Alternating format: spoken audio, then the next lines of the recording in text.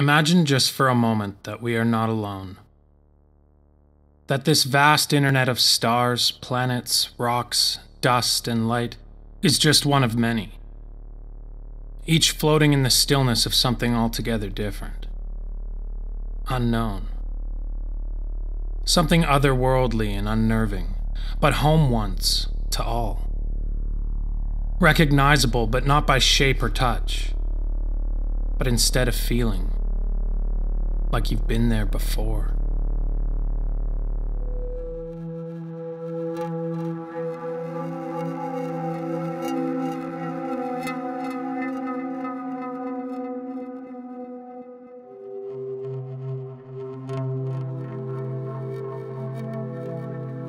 I often wonder what lies on the other side of the door. The other side of everything. If here exists, then surely there must exist as well. And if that is true, then what is in between? What is before? What is after? If it's true that matter cannot be created or destroyed, then surely we must live on in some form or another. There are those who believe that when this life is over, another begins. A paradise for the ambiguous good, and fire for all the rest. Seems like a cop-out to me. The archetype of crowd control on loan from the Middle Ages. An invention created to shield the human mind from fear, doubt, from the responsibility and weight of life and death. The weight of consciousness. After all, if you aren't the one in control, how can you be held accountable for a life left unlived? Monotony matters not to those with second chances, and even less when the grass is always greener on the other side. Imagine, if you will, that this and the world of dreams are one and the same. Two sides of the same coin. Imagine that they are two equally valid realities, forever bound to one another and tied through the ether by the lens in your brain. Each one entirely isolated from the other physically, but still affected by an echo contained therein. We call it sleep. But this is just a word we use to describe something we are unable to comprehend, unable to measure, unable to predict. The switching of consciousness. We need the universe to make sense, to be defined. Infinity is altogether too much to process. Without borders, how can we find our way home? Does home exist? Without walls, how would we ever feel safe? Infinity is desolate. Infinity is worn. Infinity is frozen. And in a place like that, surely life cannot exist. But maybe there's something else.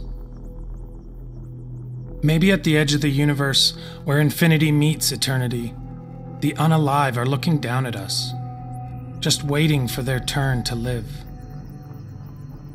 Maybe this place we call home is the paradise that we seek, and we are lucky to be here.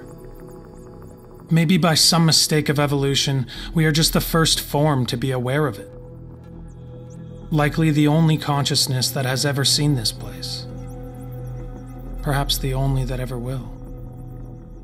We know something is not quite right, but we lack the ability to decipher why, or to recognize that this physical plane was only ever meant to be a home for our bodies. A transition between the here and there, the before and after, and all else in between. We've woken up too soon and find ourselves confused and frightened, desperately trying to make sense of something we were never meant to see. Desperately in search of meaning, of purpose, where life is just the quantum superposition of matter and macro, and only exists to serve as the fastest route to somewhere less crowded. Perhaps consciousness is just a light to guide us on our way toward complete entropy and the end of all things. Many people spend their whole lives in search of answers, of meaning, or the reason behind our existence. But the more I learn, the less I believe there is one. At least none that you can find. I think it is up to us to manifest meaning from within ourselves, to smile in the face of endless infinity, knowing that we are no different from it. Nothing stands still, nothing is static, and nothing is within your control, except you. So make the most of it. In the blink of an eye, it's over, and when it is, we say things like, they've gone to a better place, they've gone home, they've passed on.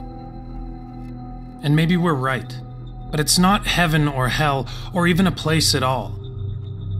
It's just eternity, passing through, on a voyage to find a home in everlast, a home that exists within us.